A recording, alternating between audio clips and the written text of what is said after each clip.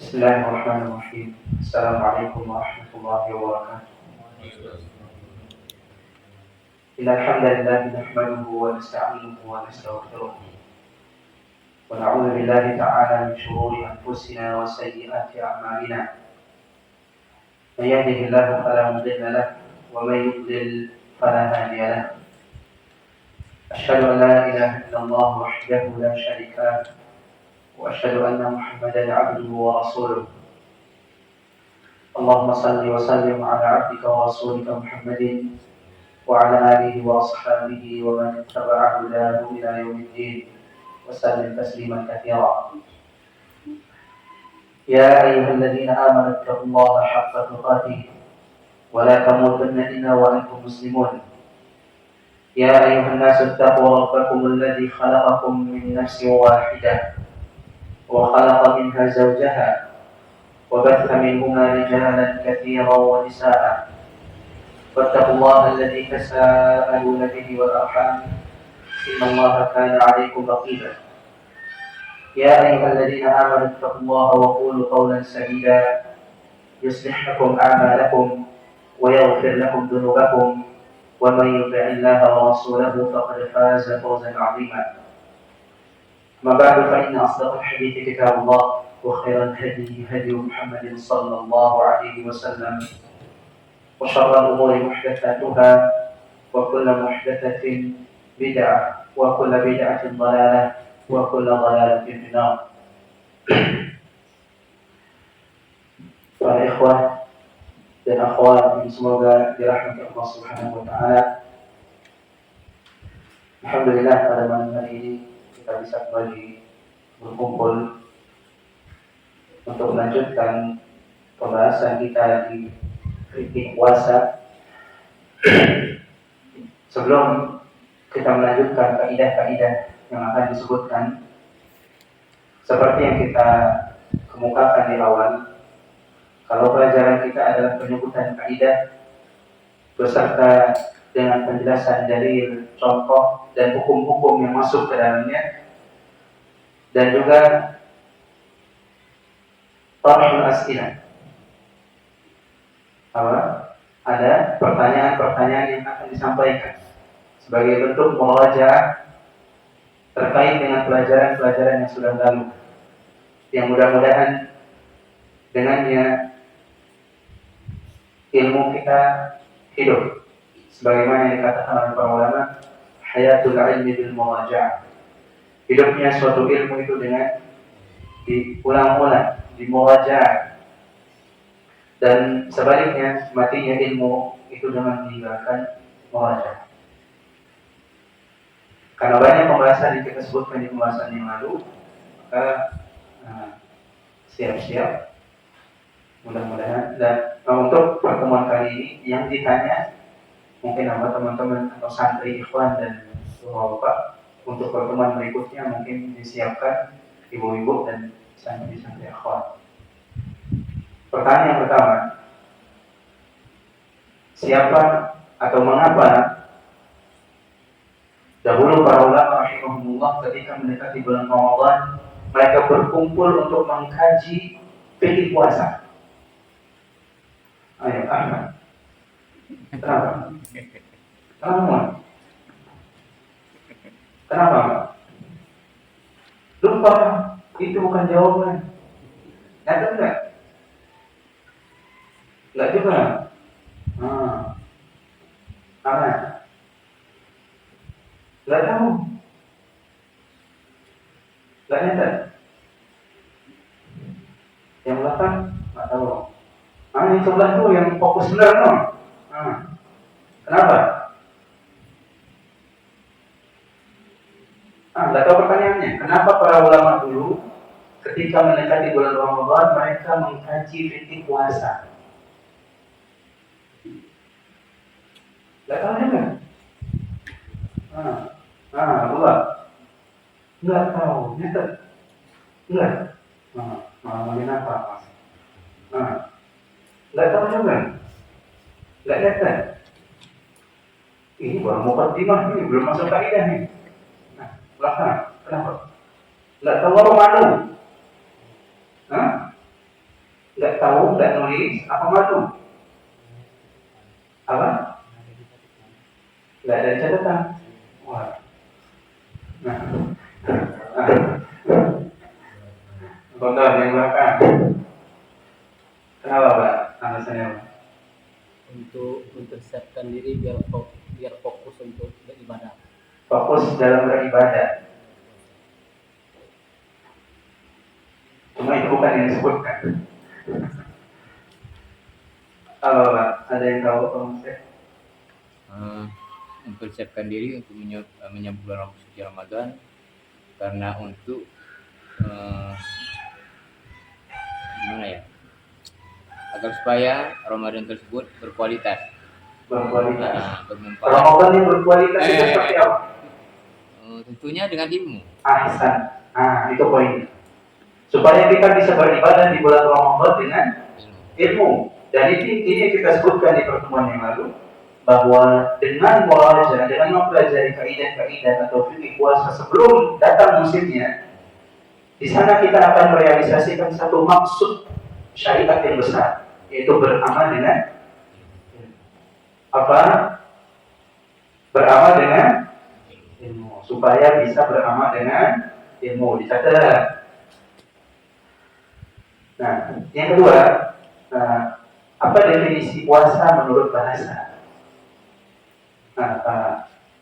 Betul. Menahan diri. Dari apa? Menahan secara bahasa. Menahan diri dari pembatal-pembatal. Secara bahasa. Syariat bahasa. Bahasa. Secara bahasa Arab, menahan diri dari apa? Menahan diri akan minum. Kemarin nyatanya menahan diri aja. Dari apapun.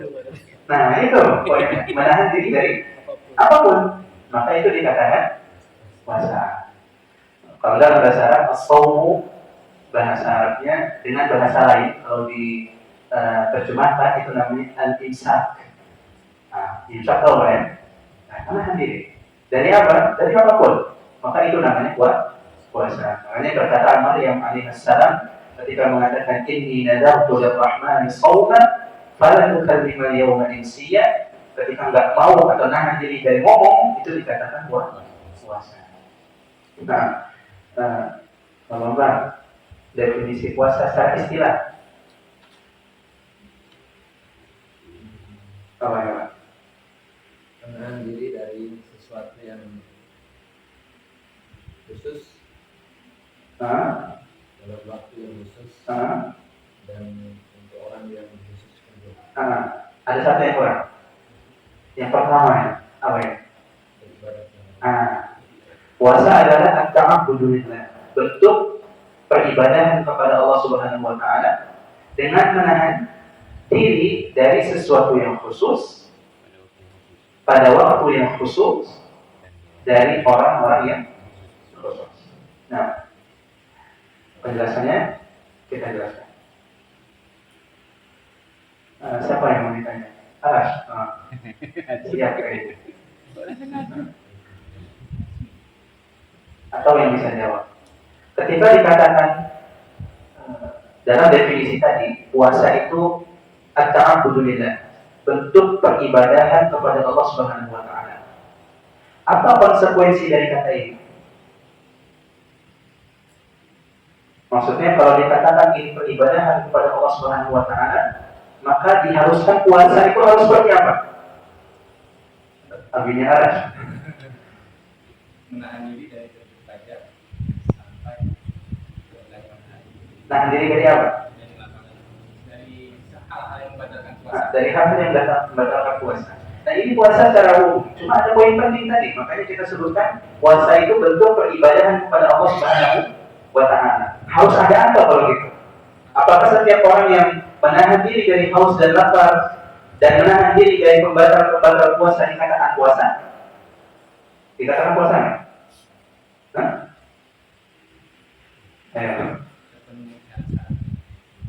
Udah terpenuhi syarat-syaratnya. Nah, ingat poinnya ya Pak. Dilaksanakan dengan ikhlas dan dicontoh atau itibar pada Rasul. Nah, poinnya apa tadi? Niat ibadah. At-ta'abbudulillah, bentuk peribadahan pada Allah berarti harus ada niat ibadah. Sehingga ritual ibadah menahan diri dari pembakar puasa tadi bisa dikatakan ibadah. Kalau hilang poin pertama ini tidak dikatakan ibadah. Bisa dipahami Pak? Nah ini yang kita bahas di pertemuan sebelumnya. Makanya ada kaidah apa?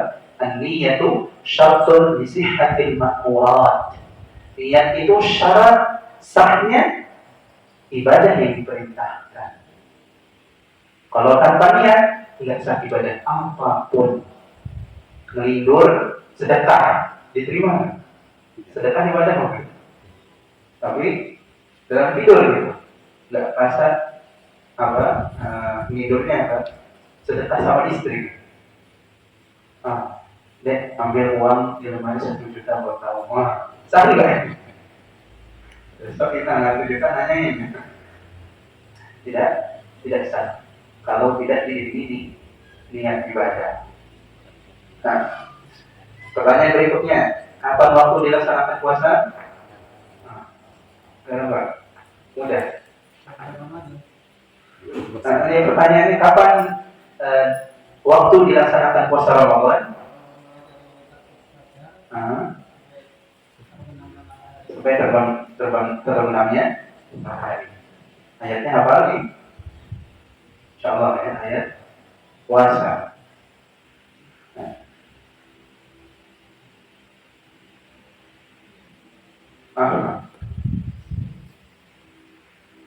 Apa hukum puasa Ramadan?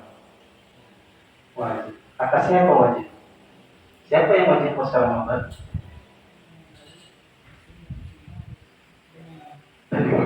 Data dari mana itu? Belum disebutin itu Pak. Atas siapa puasa Ramadan itu wajib? Atas siapa?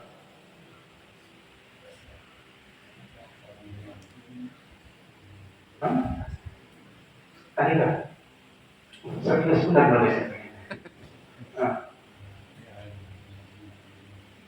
Puasa Ramadan hukumnya apa? Siapa yang wajib puasa Ramadan?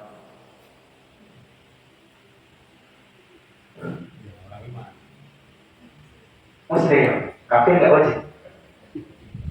Nggak tahu. Belum. Kepada siapa wajib puasa Ramadan? Semua apa ya? Semua manusia. Muslim, kafir wajib. Ya, bisa. Pembahasan yang kita sebutkan di pertemuan yang lalu, syarat puasa yang pertama apa Pak? Atau nanti kita bahas tanya. Hukum puasa wajib berdasarkan ijma para ulama. Kemudian kepada siapa diwajibkan puasa tersebut?